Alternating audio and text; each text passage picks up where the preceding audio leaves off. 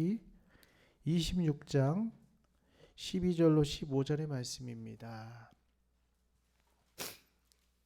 창세기 26장 12절로 15절의 말씀.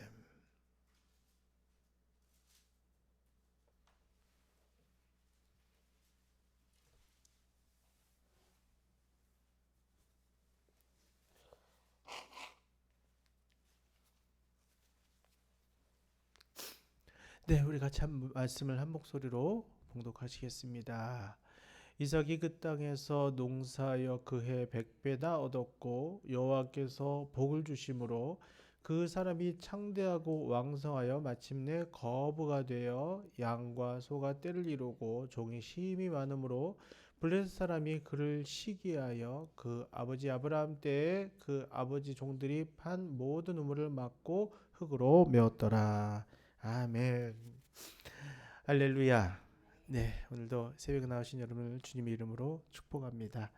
자, 오늘 말씀을 통해서 형통의 네 가지 법칙이라는 제목으로 우리 잠시 은혜를 나누고자 합니다. 우리 살다 보면 만사형통이란 말을 쓸 때가 있어요. 만사형통은 뭐예요? 모든 일이 막힘이 없이 다 잘 되는 것을 만사형통이라고 말합니다. 우리는 그런 삶을 참 꿈꾸죠. 무엇인지 내가 원하는 대로 다 할 수 있고 다 잘 되고 문제가 없이 우리의 삶이 평안하게 다 잘 되는 것을 우리는 꿈을 꿉니다. 그렇게 살기를 참 바랍니다. 자, 그런데 우리가 정말 알아야 될 것은 내 뜻대로 이루어지는 것이 아니라 하나님의 뜻대로 이루어져야 돼요. 나의 뜻대로 이루어지는 것을 구하는 것이 아니라 하나님 뜻대로 구하는 것. 이것이 진정한 성공인 줄로 믿습니다. 자, 왜냐하면 내 뜻보다 하나님의 뜻이 더 크기 때문이에요. 하나님 뜻이 바르고요. 하나님 뜻이 더 위대한 것이기 때문입니다. 그래서 우리는 항상 기도할 때 항상 내 뜻대로 마옵시고 아버지 뜻대로 되기를 원하나이다 라고 기도해야 될 줄로 믿습니다. 자, 우리는 오늘 말씀에서 정말로 세상적으로 너무 형통한 사람 한 사람을 만나게 됩니다. 이 사람의 이름은 누구입니까? 이삭입니다. 이삭. 자, 이삭은 참 어려운 환경 가운데서도 형통했습니다. 얼마나 형통했나 하면은 블레셋 사람들, 그 지역에 있는 토착민들이 이 이삭에 대해서 시기할 정도로 형통을 했대요. 아, 저 사람 보니까 와, 저렇게 잘 될 수가 없어. 저렇게 부자일 수가 없어. 저렇게 아무 문제가 없기 저렇게 성공할 수가 없어. 옆에서 보면서 시기할 정도로 형통했다고 얘기합니다. 자, 사랑하는 여러분들의 삶도 여러분 주변의 사람들이 여러분들을 보고 와, 저 사람 참 형통한 사람이구나 이렇게 말할 정도로 축복을 받으시기를 주님의 이름으로 축복합니다. 자, 그럼 이삭이 이렇게 형통할 수 있는 이유에 대해서 오늘 본문 말씀을 통해서 같이 알아보길 원합니다.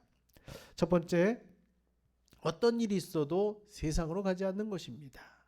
어떻게 해요? 어떤 일이 있어도 세상으로 가지 마라. 창세기 26장 1절 2절을 보면 아브라함 때에 첫 흉년이 들었더니 그 땅에 또 흉년이 들매 이삭이 그랄로 가서 블레셋 왕 아비멜렉이 이르더니 여호와께서 이삭에게 나타나 가르사대 애굽으로 내려가지 말고 내가 네게 지시하는 땅으로 거하라 라고 말씀하세요. 자, 이삭은 큰 흉년을 맞았습니다. 그래서 가나안 땅을 떠나서 애굽 땅으로 가던 중에 블레셋 사람들의 땅에 이르렀습니다. 자, 애굽은 매우 비옥했습니다.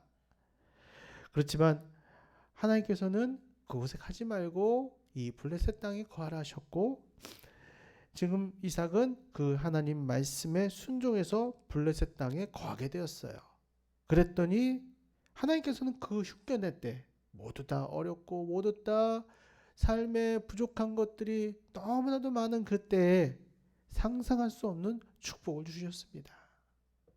12절 13절을 보면 이삭이 그 땅에서 농사하여 그의 100배나 얻었고 여호와께서 복을 주심으로 그 사람이 창대하고 왕성하여 마침내 거부가 되었다라고 이야기합니다.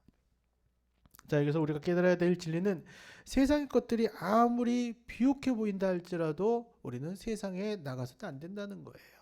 세상에 나가면 성공할 것 같아요. 세상에 나가면 부자가 될 것 같습니다. 세상 방법 따르면은 다 잘 될 것 같아요. 그런데요, 하나님의 자녀는 아무리 잘 될 것 같고 아무리 형통할 것 같아도 세상에 나가서는 안 된다는 겁니다. 타락하지 말고 예수 그리스도 안에서 살면 세상의 복이 아니라 하나님 복으로 살아가게 된다는 것입니다. 자, 우리의 삶에서 형통하지 못한 가장 큰 이유는 바로 우리의 마음이 세상과 가깝기 때문이에요. 마음이 세상과 가깝다 보니까 조금만 우리 마음을 탁 건들면은 이렇게 해볼까? 조금만 우리 마음에 탁 생각이 그러면 이렇게 하면 잘 될 것 같은데, 항상 우리 마음 가운데 조금만 건드려도 확 세상 쪽으로 우리 마음이 열리게 되는 거예요. 자, 그것은 이미 우리 마음이 이미 세상 쪽으로 많이 가까워졌다는 것을 우리가 알 수 있다는 겁니다.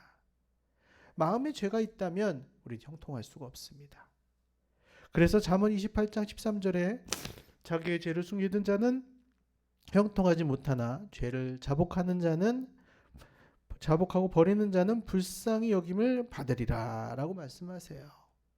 사랑하는 여러분 삶에 어려움이 닥친다 할지라도, 또 무언가 나를 유혹하고 잘 될 것 같다라는 그런 마음이 든다 할지라도 죄의 자리가 아니라 예배의 자리, 하나님 말씀하시는 자리에 있으시기를 주님의 이름으로 축복합니다. 자, 두 번째로 어떤 일이 있어도 약속의 말씀을 붙들어야 됩니다.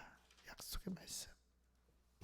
창세기 26장 3절 4절을 보면 이 땅에 유하면 내가 너와 함께 있어 내게 복을 주고 내가 이 모든 땅을 너와 네 자손에게 주리라. 내가 내 아비 아브라함에게 맹세한 것을 이루어 내 자손을 하늘의 별과 같이 번성케 하며 이 모든 땅을 내 자손에게 주리니 내 자손을 인하여 천하 만민이 복을 받으리라 라고 말씀하십니다. 자, 이삭이 이 약속의 말씀을 믿을 때 하나님께서는 그 약속대로 그대로 이루어 주셨습니다. 자, 우리 앞길이 칠흑같이 어두운 길일 때는 우리의 시선은 세상에 있는 빛을 찾는 것이 아니라, 세상이 우리를 구원해 줄 누군가를 찾는 것이 아니라 하나님의 약속의 말씀을 바라봐야 될 줄로 믿습니다. 말씀 속에 우리의 길이 있고 우리의 복이 있기 때문입니다. 믿고 구하는 자에게는 환경이 역전되는 역사가 나타나는 겁니다. 아무리 죽을 같다 할지라도 내가 하나님 말씀을 붙들면은 그 말씀대로 우리의 삶이 역전되는 역사가 나타나는 거예요. 하나님 말씀 꼭 붙들고 기도하면 하나님이 그 약속하신 말씀 때문에 우리의 삶에 역사하지 않으실 수 없다는 겁니다. 약속하신 말씀은 이미 주신 줄로 믿고 기도해서 그 약속에 여러분들의 삶에 아멘이 되시기를 주님의 이름으로 축복합니다. 셋째로, 어떠한 시험이라도 이겨야 형통합니다. 시험을 이겨야, 그 시험을 우리가 이겨야 형통한다는 거예요.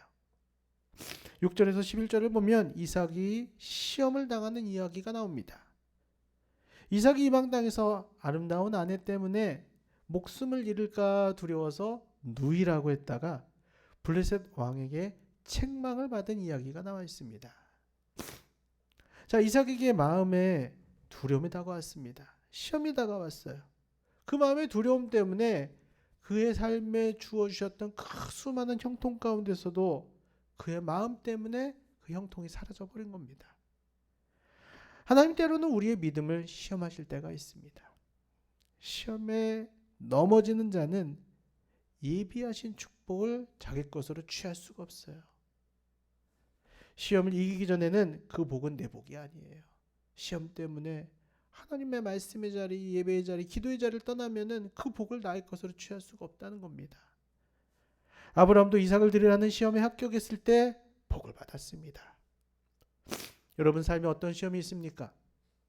그 시험을 이기시기를 바랍니다. 시험이 있다면 시험 때문에 주저앉지 마시고 기도의 자리를 나오세요. 하나님 말씀 붙잡고 기도하는 겁니다. 시험을 이길 때 하나님께서 여러분 삶에 역사하시는 거예요. 오늘 여러분 마음에 어떤 악한 사탄이, 어떤 악한 생각이, 또 어떤 악한 것들이 역사합니까? 오늘 예수 이름으로 물리치시기를 바랍니다.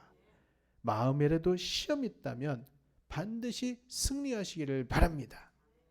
시험을 이기는 자만이 약속하신 면류관을 얻을 수가 있습니다.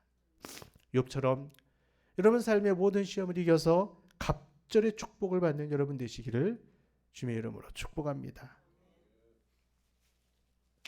자, 또 네 번째로 어떤 어려움 속에서도 성령으로 충만해야 됩니다. 14, 15절을 보면 양과 소가 떼를 이루어 노복이 심히 많으므로 블레셋 사람이 그를 시기하여 그 아비 아브라함 때에 그 아비의 종들이 판 모든 우물을 막고 흙으로 메었더라 라고 얘기합니다. 자, 블레셋 사람들이 이삭이 너무 축복을 받으니까 이제 시기해요. 시기하면서 그들이 어떤 반응을 보이냐? 아버지 때 팠던 우물들을 다 메워버리는 거예요. 제가 지난번에 설명드렸지만 이 당시의 우물은 우리가 생각하는 조그마한 그런 우물이 아닙니다. 폭이 한 5m가 되고 깊이는 5m에서 10m까지 깊이 파는, 사람이 옆에 계단을 통해서 내려갈 그런 큰 우물을 이야기합니다. 그런 우물들을 다 메워버리는 거예요. 근데요, 남의 땅을 빌려서 농사하는 이 사람에게, 이 이삭에게 이거는 어마어마한 서름이라고 할 수 있을 것입니다. 자, 그렇지만 이삭은 이 환경을 바라보지 않습니다. 사람들이시기 때문에 내 우물이 다 메워지는 그러한 상황들을 보지 않아요. 이삭은 온전히 하나님만을 바라봅니다. 환경이 아니라 하나님 앞에 내 시선을 고정하는 거예요. 그랬더니 다투거나 싸우지 않고 다른 곳에 우물을 파기를 반복하다가 네 번째 브엘세바에서 우물을 파서 성공을 하게 됩니다. 자, 브엘세바는 7 우물이라는 뜻을 가지고 있습니다. 여기서 하나님의 오묘한 뜻이 담겨져 있다는 겁니다. 자, 물은 성령을 상징합니다. 그리고 7은 완전수입니다. 자, 그러므로 브엘세바를 우리가 다르게 해석하자면 바로 성령 충만을 의미하는 겁니다. 성령의 충만. 이처럼 우리가 은혜 생활에 어려움이 많아도 끝까지 붙잡아야 되고 끝까지 쟁취해야 되는 것은 바로 성령의 충만이에요. 어려운 삶 가운데, 환경 가운데 우리가 끝까지 구해야 될 것이 바로 성령의 충만함이라는 것입니다. 성령 충만해야지 영육 간에 형통이 오는 것입니다. 늘 성령의 충만함 가운데 여러분 삶의 우물에 하나님 은혜의 생수가 넘치는 축복을 받으시기를 바랍니다. 자, 이제 말씀을 정리합니다. 여러분, 아무리 삶이 어렵다 할지라도 이삭을 본받아서 형통의 삶을 살아가시기를 축복합니다. 삶이 형통하지 않고 불통이라면 우리가 어디에서 막혀 있는지를 점검해 봐야 됩니다. 오늘 4가지를 말씀드렸습니다. 우리가 어떤 일이 있어도 죄를 붙들지 맙시다. 어떠한 일이 있어도 주님이 주신 축복을 붙잡읍시다. 어떠한 시험이 온다 할지라도 예수 이름으로 승리합시다. 어떤 방해가 있다 할지라도 성령의 충만함을 간구합시다. 이 모든 진실이 여러분 삶 가운데 통할 때, 역사하실 때, 형통의 4가지 법칙이 여러분 삶에 임할 때 이삭과 같이 영육간의 형통한 삶으로 인도하여 주실 줄로 믿습니다. 우리 같이 기도합시다. 하나님께서는 우리를 하나님의 자녀 삼으셨고 하나님이 우리를 향하신 뜻은 우리의 삶이 하나님 은혜 가운데 잘되고 형통하는 것을 원하십니다. 바라십니다. 하지만 우리는 삶 가운데 세상으로 빠지고 죄로 빠지고 유혹에 빠지면서 하나님의 축복의 자리를 벗어날 때가 있습니다. 하나님께서 우리에게 주신 약속을 믿지 못하고 세상에 보이는 것들을 믿을 때가 참 많습니다. 시험이 올 때마다 그 시험에 넘어져서 하나님이 주실 그 축복을 우리 것으로 받지 못할 때가 얼마나 많은지요. 항상 우리 가운데 역사하신 성령님을 의지하고 붙잡아야 됨에도 내 지식을 의지하고 내 경험을 의지할 때가 얼마나 많은지요. 오늘 우리의 삶을 점검해 봅시다. 하나님, 내가 이제 죄의 자리에 서지 않기를 원합니다. 하나님의 약속의 말씀을 꼭 붙들기 원합니다. 시험이 온다 할지라도 예수 이름으로 승리하기를 원합니다. 하나님, 내 삶에 늘 성령님으로 충만하기를 원합니다. 하나님, 오늘도 그렇게 축복하여 주시옵소서. 그래서 하나님 복으로 사는 자 되게 하여 주시옵소서. 우리 말씀을 기억하시면서 우리 주의 이름을 세 번 간절히 부르시고 다 같이 기도하시겠습니다. 주여, 주여, 주여. 할렐루야. 하나님 아버지 감사합니다.